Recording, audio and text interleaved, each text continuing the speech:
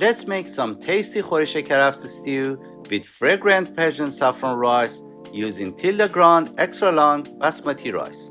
First, sprinkle the saffron over the ice cubes in a glass and set them aside to melt.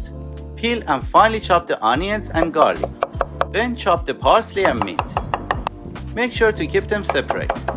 Sear the meat in hot vegetable oil until golden brown all around. Gently caramelize the chopped onions in the same oil for about 10 minutes. Add the garlic and let both saute together for 3 more minutes. Fry the chopped parsley in vegetable oil for about 15 minutes until dark green in color. Fry the mint separately for not longer than 1 to 2 minutes. It burns quickly. Transfer the onions, garlic, fried herbs, tomato paste, turmeric, and black pepper to a pot or pan with a lid. Add the seared meat to it, followed by half a liter of freshly boiled water. Season with salt and let the Khoresh-e Karafs simmer gently for about 1.5 hours.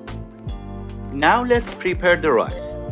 Transfer it to a bowl or a strainer and wash it until the draining water runs almost clear. Bring a pot full of water with 2 tablespoons of salt to a boil.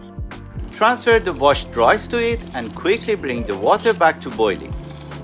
Let the rice parboil for 3 minutes, then drain and rinse it with cool water. Combine part of the parboiled rice with a few teaspoons of saffron water until it is evenly yellow. Add a few tablespoons of vegetable oil to a non-stick pot and place it over medium heat. Transfer the saffron rice to the pot and spread it out evenly. Then add the remaining parboiled rice to it. Poke 3 holes halfway through the rice with the back of a spoon. Cover the lid with a clean kitchen towel and close it firmly.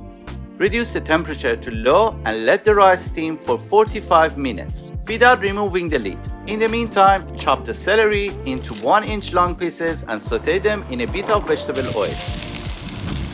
Add them to the stew for the last 20 minutes of cooking time. In the end, season it with the juice of 1 lemon and add more salt if needed. Once the rice is steamed, remove the lid and replace it with an upside-down plate.